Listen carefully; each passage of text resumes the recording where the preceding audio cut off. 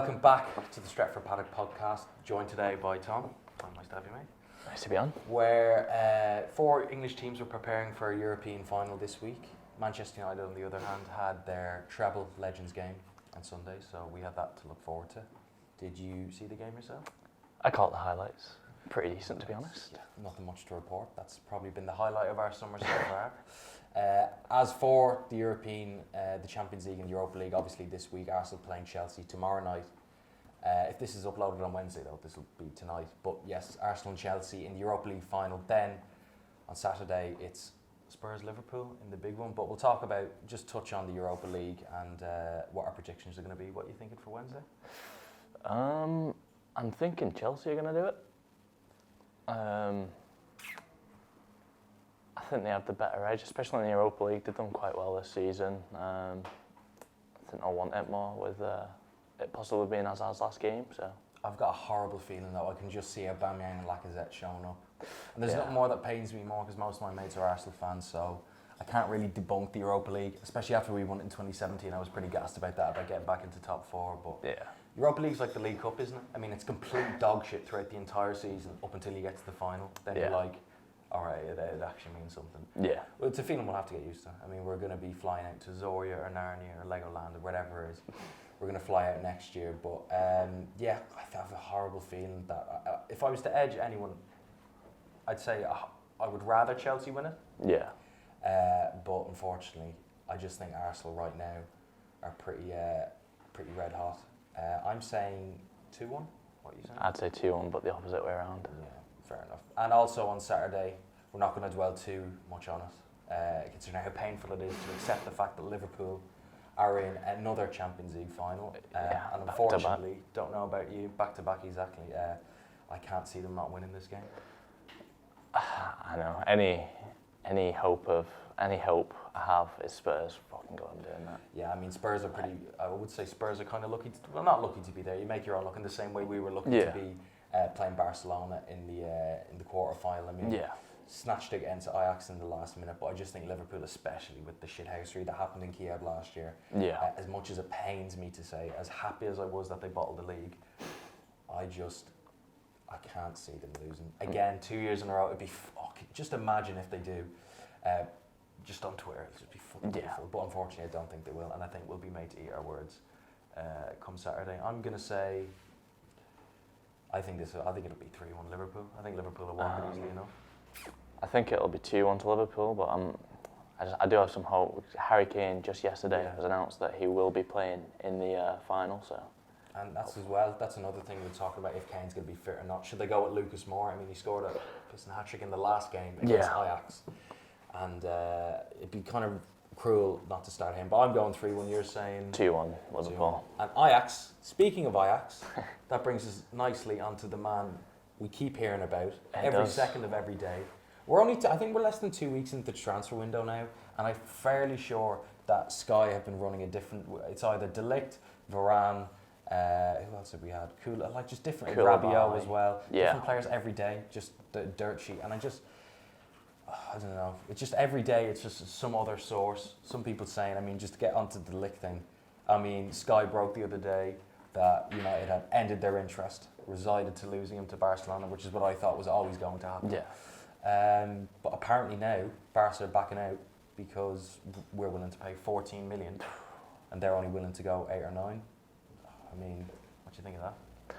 I think it's absolutely extortionate, but Raiola, he certainly has a way, doesn't he? I think it'd be a great signing if we could pull it off. I mean, we need some solidity in that back four. Smalling and Jones, as good as they have been in ways, but they're not up to the standard that we need.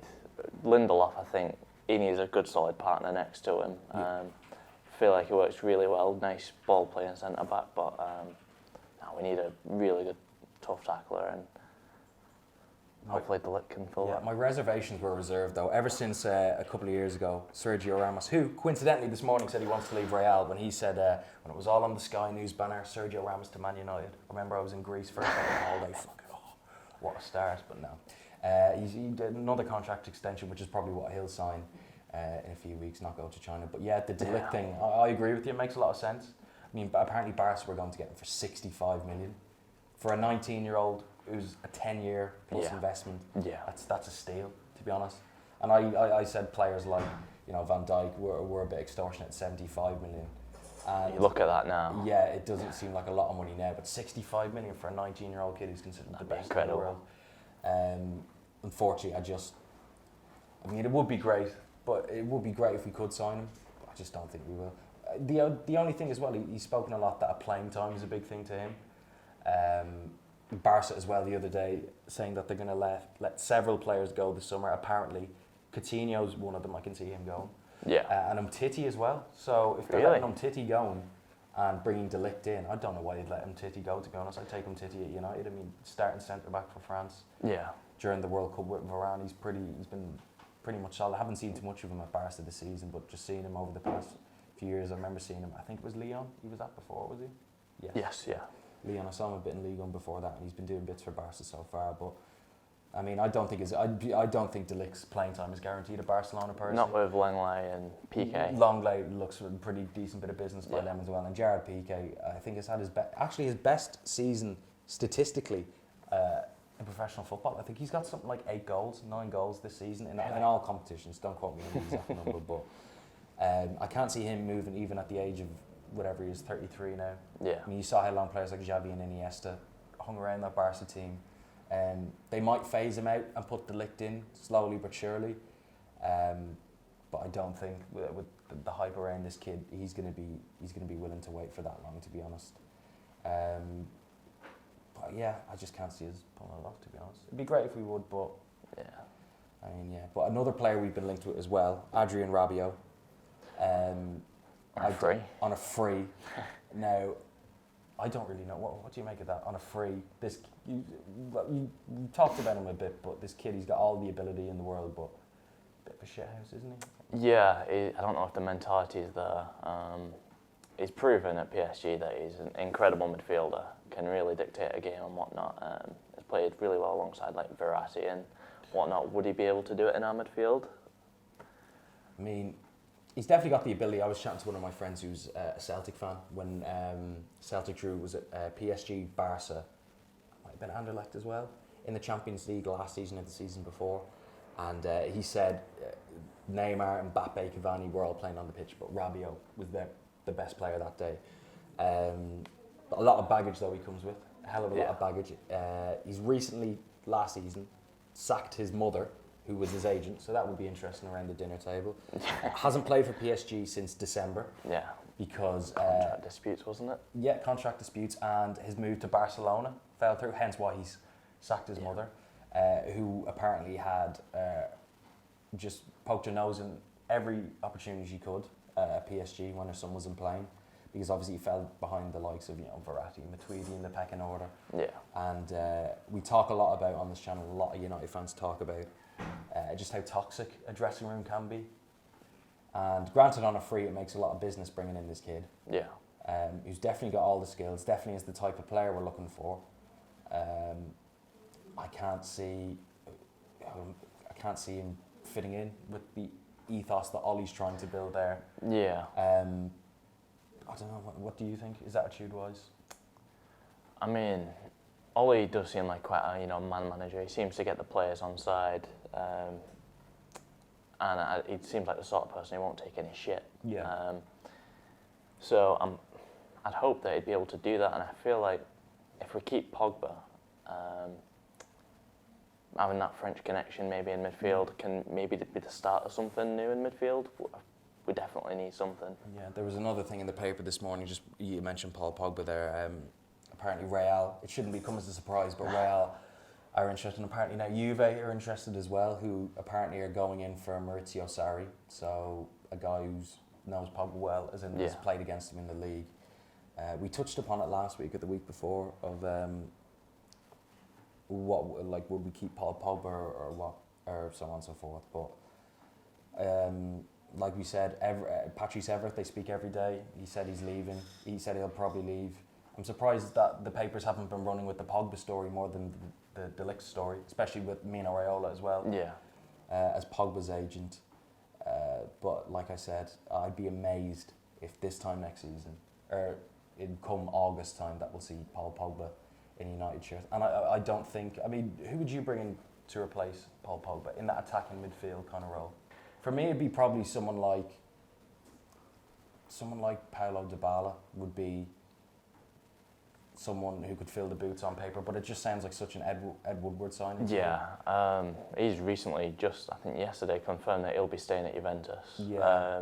I don't know if he'd be the right person, to be honest. Like, I feel like he's a bit too much of a superstar sort of Ed Woodward signing. I feel someone a little more. James Maddison would be a good signing. James Maddison would be a good signing. But I've heard there's a lot of stories going on, like football Twitter's a pretty toxic place, and like it does pump out a lot of bullshit, but I remember seeing a story of something along the lines of James Maddison was, when he was on loan up in Scotland, he like slapped around some lad in a nightclub because he didn't know who he was or something like that. Right. Take that with a pinch of salt. I don't know how true that is, but yeah. I mean the kid, he's top chance creator in the league this season. Somehow doesn't find himself in the England squad, which is pretty outrageous. How that happens, I don't know. Jesse Lingard's in the England squad, isn't he?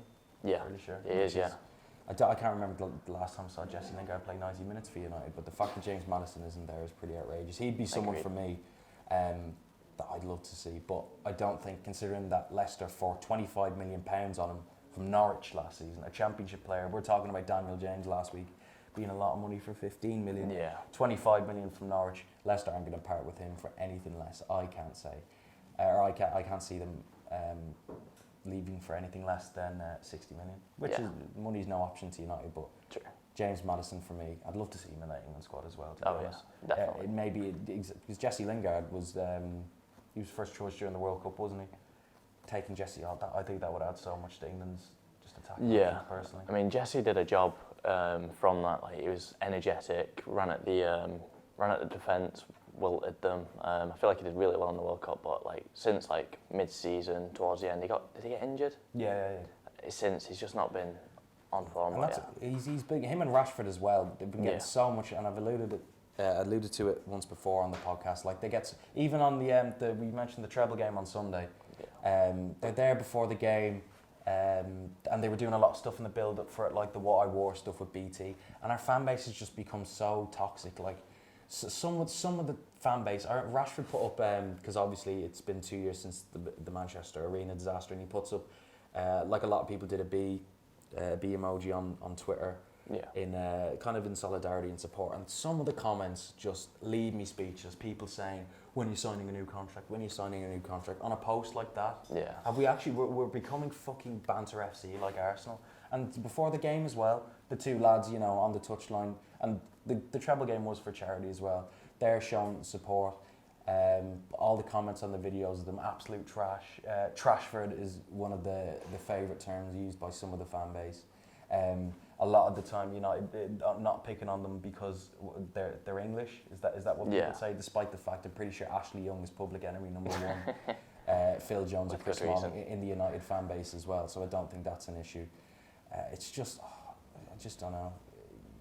All this transfer stuff on Twitter doesn't help as well, and the lack of getting nailed down with long-term contracts too. It's just pissing people off. But it seems that Rashford and Lingard both seem to be public enemy number one for United fans at the moment, as if it's all their fault. I don't think I'd love to see how many minutes Jesse Lingard has played the last third of the season, because it's pretty obvious Rashford's been playing. I'm pretty sure, I heard it was an injured shoulder. I'm not too sure about that. Several injuries at this stage, but I really hope Marcus gets a bit of a chance in the what's it, Netherlands?